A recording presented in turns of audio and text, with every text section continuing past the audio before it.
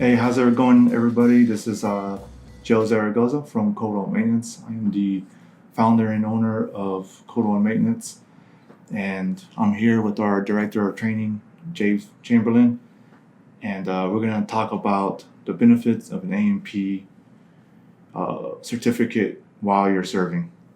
And I want to introduce you to Dave Chamberlain, let him talk about his background and his experience so far of being an AMP during his service. Uh, Go ahead, Dave. Hey, hi everybody. I started my career back in the mid 1970s and went to A&P school. As far as the military goes, I was born on an Air Force base, and my dad was a crew chief, and my grandfather was a crew chief in World War II, so it sort of runs in the family. But I started A&P school, and then eventually ended up after working out of the trunk of my car for quite a while in Colorado. My wife convinced me to go in the military, so I ended up becoming a crew chief in the Air Force. Ended up teaching at Shepherd for 4 years, and then moved on from that to the Air National Guard. Spent 38 years in the military. Retired as I say, an E9, because it's the people I work for that actually get to determine whether I was a chief or not. But retired as a chief with an A10 unit. But in the middle of all of that, did a whole lot of other things within the industry, working for airlines, Part 135 operators, FBOs, working for manufacturers such as Rolls-Royce and Raytheon. Taught for Embry-Riddle for a number of years, also on the side, and got a master's degree with them and a bachelor's degree in education. Technical training instructor in the Air Force. So my background sort of runs a whole gamut of training and maintenance, both in the civilian world and in the military world.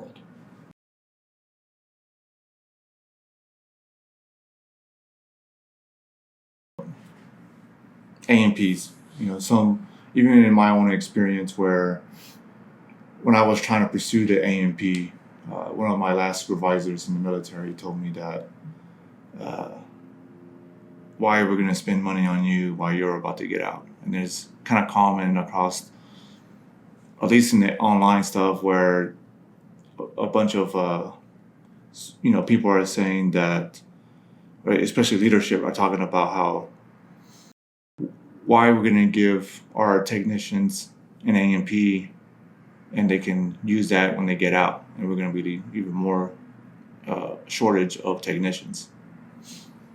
And that's what kind of sprung up this this conversation, this topic for the day of having your crew chiefs, or maybe an avionics guy, having his AMP, or at least his airframe rating. And that's the big topic of the day. And I think there's more of an upside of having an AMP crew chief or avionics or electrician than it is not having them get their certification. And we talked about a little bit today, and throughout this time since you've been here. So I wanted to get your thoughts as being in an E9 and been in the military for quite a while. What do you think the benefits are of being an AMP during your service?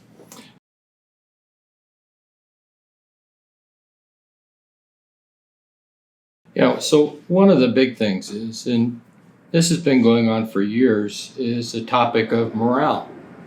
And I mean, how many years have we in the Air Force been talking and saying, how can we help with the morale of the troops? And we come up with these different programs, and people, I think, try to do their best with that, but in a lot of cases there's sort of a short-lived sort of thing. You have a family day or whatever it happens to be, or an awards program. Those things sort of just only last for the day or two that it's going on. But if you look at in the civilian world, one of the things that they say that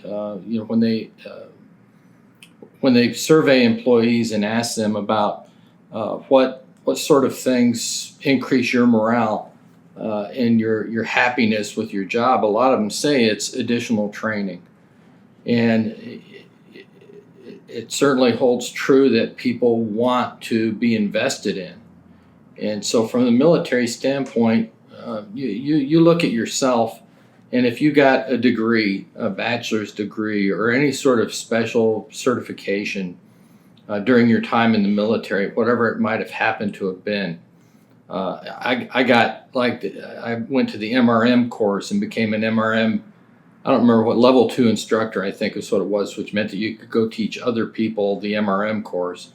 That meant a lot to me that I was chosen not only to go to the MRM course, but then I became the level 2 instructor to go along with it.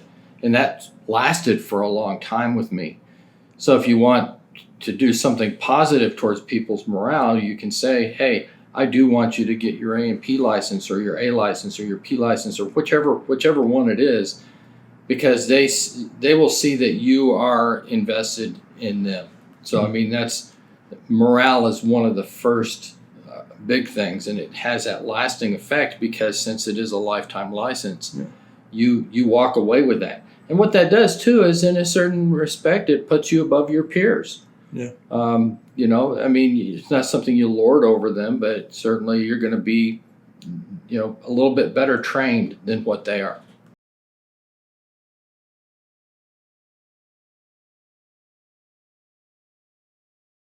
Right. Another reason I think to do it is just the fact that we talk in the military too all the time about people being well-rounded. Right. Well, in some cases, things are so specialized, especially in the aircraft maintenance career field. And you look at the times that we've done things like rivet workforce and cross training and cut training and all of these different programs we've done within the maintenance force to try to get people experience in these other areas so that when a crunch happens, or let's say you're deployed and, you know, a couple people fall out in one of the shops, then you've got a way to at least someone to kind of lend a hand if you've got some extra manpower from the other side. So this is just another sort of, fork on the triad, if you want to call it that, of a way of having people having more experience. The other thing it does too is there's times, especially as you increase up through management, it gives you a broader perspective on, let's say, some things that they're doing in the civilian world, especially if you've got people in your organization that are working part-time jobs out in the civilian market in aviation. You look at the number of programs and plans that have come into the Air Force from the civilian world, and over my 38 years, I saw a whole ton of them.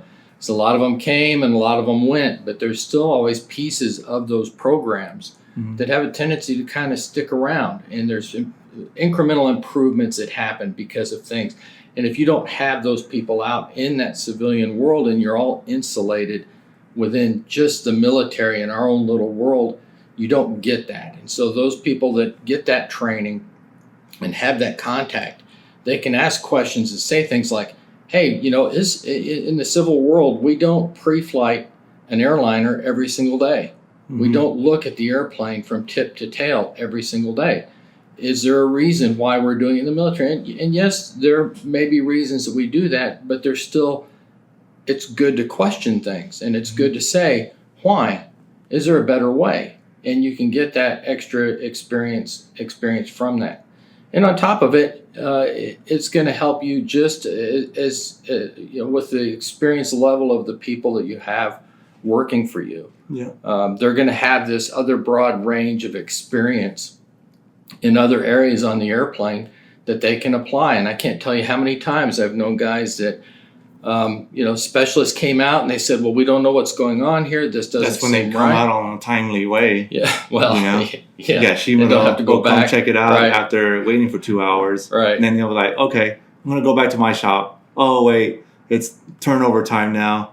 And, and all you're looking for is just to get screws getting drilled out. And in A&P, you learn to drill out rivets and things Sure. like that. And you can at least prep it for them. And if a commander had the inclination to do it, Yeah. you could do things like allow your mechanic, your crew chiefs to use a Johnson bar to get screws out. I mean, Yeah.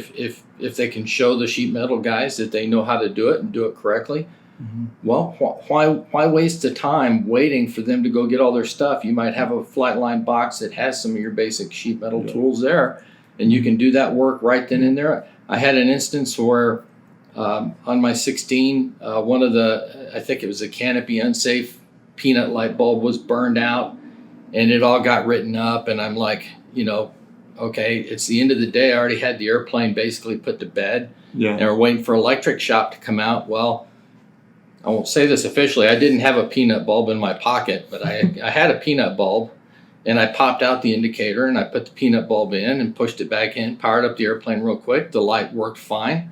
It's like, okay, I'll go in and I'll go sign off the forms. Mm-hmm. And as I'm, walking back to the line shack, here comes the electric shop with all their gear and everything else, Oh, a big geez. roll around cart and stuff. And I'm like, where are you guys going? And they go, we're going to 261. And I said, what for? And they said, well, to fix this light bulb. And I said, well, it's already fixed. And they said, well, how did that get fixed? And I said, well, I fixed it. And they said, you can't do that. Yeah. And I said, well, okay, go on out there, power it up, pull Yeah. the bulb out, Yeah. turn the switch on and see if it works okay. Yeah. I mean, when you think of those things and how many times in the Air Force that happens over the course of Yeah. a year, how many labor hours are we spending Right. having Or waiting. or waiting, Yeah, waiting whatever time. it happens to Downtime. Yeah. be, for people to do these very basic things that other people could be doing. And an Yeah. A&P license is at least going to give you the training to say, I can do some of these basic things. A multimeter to check, the pins in the cannel plug. If they're doing landing gear safety checks or landing gear ops checks, and we believe that maybe a switch is bad, we can ops check that. We Right. can check it Right. with a multimeter, and as an A&P, that's some of the stuff that we train guys to use their multimeter, because we don't want them to blow up their multimeter either. Right. But also ensure that they pass their exams in basic electricity. Right. And some of the stuff is some basic stuff like that where we wait for E&E. Nothing against E&E. It's just some of us are the type that we want to just get the job done, feel accomplished that we Right. we were able to do it within our shift, and we can give a good plane back to the next shift or whoever's gonna take over, instead of it. I always feel shitty when I give a turnover and I have to tell him, we're waiting on specs, or we're waiting on avionics, or we're waiting on E&E, or we're waiting on sheet metal, and those things that I can't. So many times I waited in the flight line waiting for these shops to come out. And that's an impact on morale too. Yeah, it is. Because we want to get the job done, and we want to go have coffee or Coke or whatever it happens to be, or it might be the end of the day and you can go home, and here you're sitting here waiting for an hour and a half when you could be home with your family. Just the feeling of accomplishment Yeah. for the day. Yeah. That feels great Yeah. to me. Like, we can just sit and give the excuse that, hey, I just been waiting here. I can't do my job, and you just pawn it off. And that's true in the cases because you're not signing off to do certain tasks. Right. But if that was changed, a job can be done. And like you said, the morale where, part of it can be just the feeling of accomplishment. Yeah. Something like that you can easily be taught how to use a multimeter or even drill out rivets. And I see that as a benefit if, you go through an A&P course, even a prep course where they teach you to drill out rivets and install rivets and using Cherry Max or Cherry Logs, whoever, depending on who you talk to. Those things are, it would make me feel good. And the thing too is that, back in the day, and I'm, old guy, so I say back in the day, you had to wait for the specialists in some respects because you had to wait for them to bring the TOs because they were paper TOs. And so you didn't have a TO to do the work. And I'm certainly not advocating working on the plane without having the TO with you and open into the right page. But now with so many of them being electronic and on a smart device, then you have access or can have access to all the TOs. So there's no reason why you couldn't open to the page it's at your hands to now. disconnect this cannon plug and follow the steps. Because honestly, so much of what we do is not rocket science that you need some specialized in-depth training. It's all very similar. Make the aircraft safe for maintenance, pull the power off, pull this breaker, pull that breaker, set this switch to this, disconnect the cannon plug, read between these two pins. Virtually anybody can do that with just a basic little bit of training. And then it does make you feel accomplished, because that's, especially for crew chiefs, what do we like as crew chiefs? We like our airplanes back code 1 as quickly as possible and ready to fly again. And if we're the biggest portion of making that happen, then we feel good about ourselves, instead of having to wait on all these other people to do jobs that we could have done but just weren't allowed to. Right. Yeah, for sure. Some of the crew chiefs who come in, heavy crew chiefs are a little better about it, but fighter crew chiefs they lack the basic electricity skills, because they're always at home, or wherever they're at, and the specs is right there. From what I understand, I've never been a heavy crew chief, but what I've been told repeatedly by them is that when you go TDY, you take a small crew, and the chances of you going TDY with your aircraft is that a lot about all systems, or if not, all the systems. So you're a jet mechanic, you're an electrician, you're an avionics guy, and on top of that, you're a crew chief. And I wish that same concept would go into the crew chief or the fighter world as well, because we experience some of the same issues, even though we're in that same spot, but we're so far away from, say, a support or tool bench or tool parts bench, and that's the back and forth travel alone is just time wasted. When they can just check certain things, having our multimeter in there, a simple drill kit, because if we're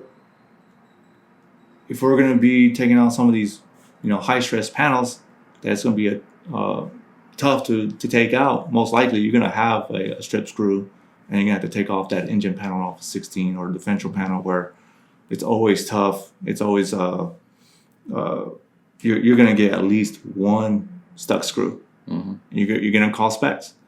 And as far as on the job part, stuck screws, checking cannon plugs or switches, and just the basic use of a multimeter will make a world of a difference. So when specs do come out, you can tell them, hey, this pin was bad, or I fixed the grounding. The switch wasn't grounded correctly. The wires were crossed, or something like that. And I see it in even civilian world where wires were crossed.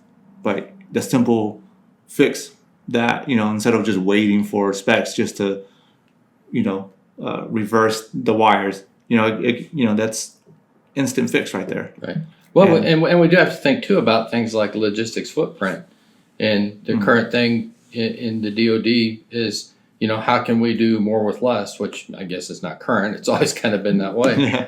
But it's how do we do more with less? Well, one way you do more with less is if you've got crew chiefs that are more broadly trained in some areas, then when you do have to deploy someplace, maybe you don't have to take as many specialists with you, because let's face it, a lot of times on deployments, when you go, where are the specialists anyway?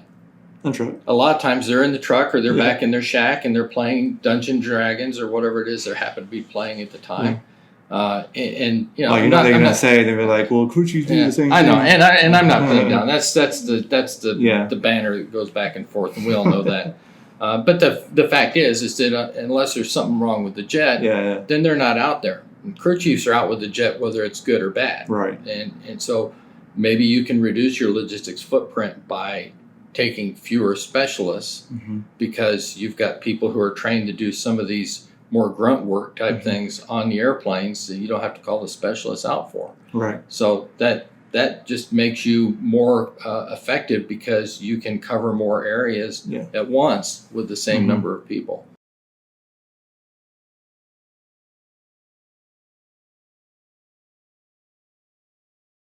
Yeah, definitely. And let's see, some other benefits. One is a lifetime certificate. Yeah. So you can always you can find a great job. I know the conditions of the aviation industry, at least for commercial airliners, but pretty much every other sector is pretty well. And by the time some of these guys transition out, that certificate is still good. It's lifetime, and jump into a great paying job. As soon as they transition out, and they it's a great thing to have when you separate. I mean that kind of goes with that a degree and everything else, because let's face it, everybody who's in the military, whether you're a first termer or whether you're year 38, all the time you're thinking about what am I going to do when I get out. Right. I mean, yeah, there's some guys who say, yeah, I'm going to get a lazy boy and I'm going to sit by the creek and I'm going to fish until I die. And there's some guys like that, but most people are not that way. Most people are thinking... They're not set up that way. Yeah. They didn't set themselves up financially to go golfing every day or go fishing every day. Right. It's rare that I've met somebody that's prepared at 38 years old that are financially stable like that. It's rare. It's very rare. I've met some guys like that. Yeah, because they're just thinking in terms of here's what my retirement's going to be, and that's kind of as far as they think. Right. But there's and everybody understands this, that especially if you get up in the NCO ranks, in the officer ranks to a certain degree, a lot of them are thinking about, I'm going to go work as a contractor someplace. Mm-hmm. Well, if you're going to go work as a contractor in maintenance, a lot of those contractors, you don't necessarily have to have an A&P license, but if you want to move up as a supervisor or lead, then you have to. Or if you want to go in the contracting world like where I was at for a while out at Wright Pat. A lot of the people that worked at Wright Pat were all contractors, and a lot of those jobs that you get, even though you're not ever turning a wrench again, they have an A&P license as a basic prerequisite for the job, or in some cases, that will put you above everybody else. Mm-hmm. Now, most of my life with my A&P license has been working, a lot of it's been working in managerial things where I never had to sign a logbook. Right. And yet it was a prerequisite for what I did. So that investment in people is something for them for when they leave, and that still then boosts their morale now. Right. Because they know, hey, when I retire, not necessarily that I'm going to get out as soon as I get my A&P, but when I retire, I've got this with all these other credentials that I've got that's going to help me in my life after the military. And in fact, if you're going to work as a military contractor, what are you doing? You're back supporting the military again. So if you help your people get their A&P licenses now, you're supporting the future military by helping to have more qualified people maintaining those airplanes. And certainly if I'm a pilot and I got a contractor, that's taking care of my airplane, I want him to be a really good qualified mechanic taking care of my airplane. Yeah. I was reading this report by the Government Accountability Office, and they did a study that only 10% of their newly A&P certificates from 2015 to 2018 were veterans. And I think that, let me go back a little bit. And 62% were people coming out of the community colleges, the technical colleges, the aviation, what they call is Part 147. No experience, zero, but 62% are the newly certificated A&Ps, and only 10% is military. And it just blows my mind that not a lot of them are trying to pick up military. They have the experience, they know the grunt work of it, and maybe that's the mentality where people think that, I can go get a government job or a contracting job, and that's where everybody goes to. But there's tons of opportunities outside of the government contracting world. I know there's DynCorp and things like that. They don't need A&Ps, but we were talking about cargo companies like UPS and FedEx, and last time I checked, those guys start at nearly six figures, if not. I think FedEx even starts over six figures. I think it's 106,000 for new MP just to start. and they get all kinds of benefits too, and really good benefits that they've worked out with the union.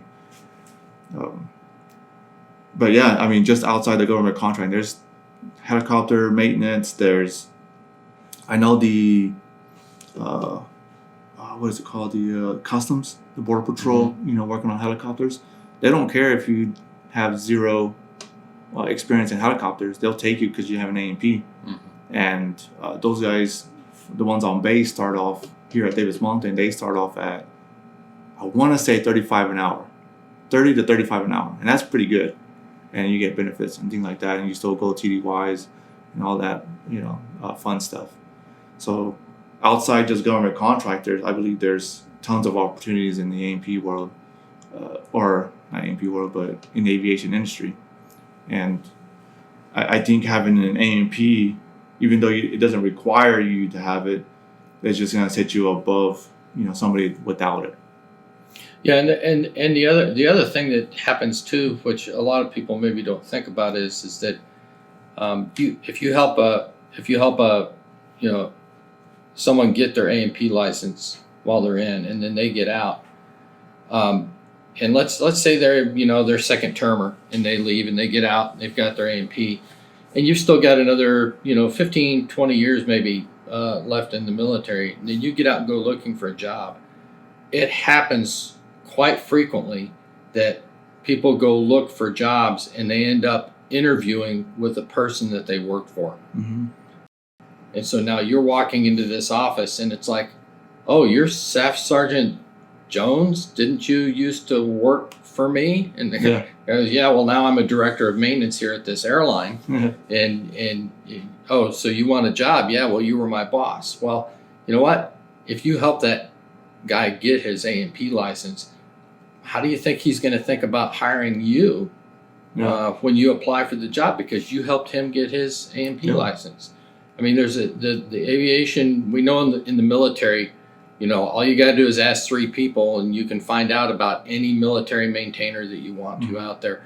And the civil world is exactly the same way. It's a very small place. Right. And I've been places before and walked in and they said, oh, hey, Airman Chamberlain. I haven't been called that in eons. Yeah. And turn around and it's some guy that I taught in school, and I barely remembered the person, but he remembered me. Right. So helping people with this is in your benefit, because you never know how it's going to turn. I've had people that work for me that I ended up working for them, and vice versa, because of the way just the ebb and flow of the business. So it can benefit you in many ways, and maybe not even getting you a job, but maybe you've got a friend that needs a job and you help so-and-so get their job, and now you know that they're the DOM at whatever regional airline. Right. You call them up and say, hey, I got a buddy that needs a job. Can you help him out? Yeah. And there's a common saying with an A&P that, what is it? It's a license to learn. Right. So if you're working on fighter jets or small, like a UC-35 or C-12, those can translate to a business jet. Yeah. And I spoke with Bombardier maintenance managers, and they love to talk to our ATN guys because, one, they use practically the same engine, and the size of the aircraft is about the size of a business jet. Right. I'm not familiar with their aircraft, CRJ 700s or some stuff like that. But they love our A-10 guys and fighter guys because it's very similar. Right. The size of it, some of the engines are pretty much the same, and so even if you're a fighter jet and you want to work on a cargo airplane, they'll take you. I have friends who work for Southwest, and they were F-16 crew chiefs. And hopefully I can bring him on here soon and talk about that, how his path for that. But the other benefit, I believe, while you're still in is you get 30 semester credits. 30 credits towards your CCA. Yeah. So 30 credits, I mean, what is it? And you have to have 60. So you're almost much halfway there. Almost done with just an A&P to get your CCAF. Right. in associates. Right. So that's another big added benefit to add to your education EPR. The education bullet for your EPR. Yeah, one of the other things too is that, and I've been involved in enough of this to see the students that come out of A&P schools and what sort of caliber they are, and then the caliber of your average military aircraft maintainer. Mm-hmm. And if I had a company, I would much rather have a company of former military guys working on my airplanes Mm-hmm. than I would a bunch of the kids that are coming out of A&P schools. And don't get me wrong, there's some good ones there, but the work ethic is just so totally different. With a lot of them, it's like, what, you mean I've got to work a couple extra hours Yeah. to do this? And with a military maintainer, if you tell them their shift is done after they've been on for 11 hours, they think that you're mad at them. Yeah. Because, you don't want me working here anymore? It's like, no, dude, you've already been here for a long time. Yeah. But the others, it's like, well, what time's our break? Oh, I only get 15 minutes of break. Why don't I get 15 minutes? What do you mean I have to put my lunch down because there's an airplane being pulled into the hangar? Yeah. Military guys, they're not that way. Yeah, mentality is different for sure. And so, what do you want to put out for the people that are working on the airplanes that you're flying on from point A to point B when you have to go to a conference? Mm-hmm. I'd rather, much rather it be a bunch of vets Yeah. than a bunch of guys straight out of A&P school that went to school because mommy and daddy told them that they had to get out of the basement. Right. The mentality in the military is like, all right, we're gonna stay like that illegally what we can do. Right. 12, 15 hours, whatever. Before they started harping on hardcore on the 12-hour shift type deal. If we knew that the job needed to be done, we will stay there, legally as long as possible to get the job done. And I remember, I don't know if you remember the story I was telling you about the issue even with my own car, going to a mechanic shop. They only worked the 8 hours, Right. and there was a deadline. He kept pushing that deadline. He pushed it twice. But that's because they were only working 8 hours a day, and that's all he's gonna do. Right. And my mentality was, why didn't they stay as long as possible to get the job done on time? Right. And you see that a lot on the outside of the mentality is completely different. Right. Me, I tell you, the deadline is, a week from now, and if we're not on schedule, we're not on time to complete it on this deadline, we're gonna work after hours. We're gonna work 12, 15 hours to make sure that we, stick to our word that this is gonna be done. Right. And I've seen former military guys in airlines when there was a problem going on, and HR says, you can't work past this time. Everybody has to punch out. I've seen guys punch out and then come back in the back door Yeah. and go back over to the airplane Yeah. and get it fixed and then go home. Shift is legal, but probably they're also not actually out there ranching on an airplane 24 hours. They're probably waiting on airplanes to come in. Right. A lot of cases they're sitting in a break room Right. relaxing during the times while the airplanes are out Yeah, flying. 24-hour shift. Yeah. That's tough. Yeah. That is tough. Yeah. I tried to do that one time, just driving alone. I'm not even really wrenching.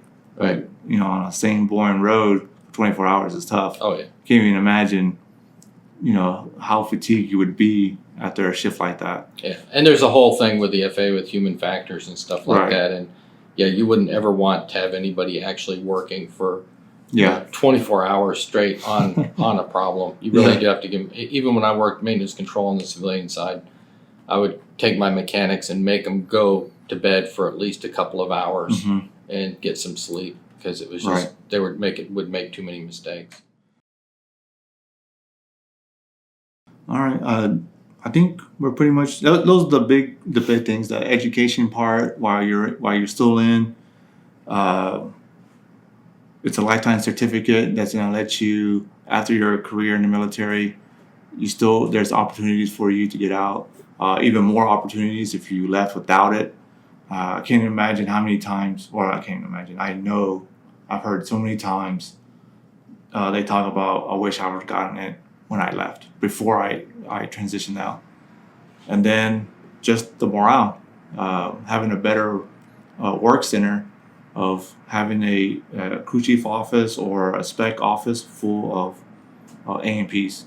Well, and Because too, if I was a commander, or superintendent or whatever, I'd be. I mean, let's face it. There's lots of stats that get tracked and pushed up the line. Mm-hmm. Well, hey, if I was in command of a fighter wing, I think if I had 30% of my crew chiefs that I had helped them get their A&P license during the past year and a half, I'd be promoting that up the line. Yeah. I'd be making a big deal out of that. Yeah. I'd be going to the other base commanders and saying, "Hey, look at what we did! Ha ha ha! You know, you can have beat that." Yeah. And I mean, because the Air Force revolves kind of on stats with lots of things. So Yeah.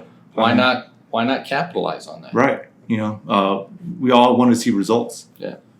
And so I can't knock on, the stats and all this stuff, people chasing stats and things like that. But I mean, that's a way to measure success or to measure, performance of something is the results. Right. And if your maintenance technicians are saving so much time and enjoying doing their work, why not take that step? Yeah. So I'm the same way. If I was a squadron commander or even a flight chief, I want my technicians to be badass. Mm-hmm. Even if it's not an A&P, but going to those extra courses like blade blending, Mm-hmm. borescoping, or jumping onto. I remember there was an engine course, and there was like a 2-week course of TF-34s, and I jumped on it, but they didn't let me go because I was so close on separating. Mm-hmm. But even when I was separating, I still wanted to learn. Right. I wanted to jump on and do that kind of stuff. Yeah, doing external tank inspection and certification, and Mm-hmm. even helping to build bombs. I mean, Yeah, that'd be cool. I've done that.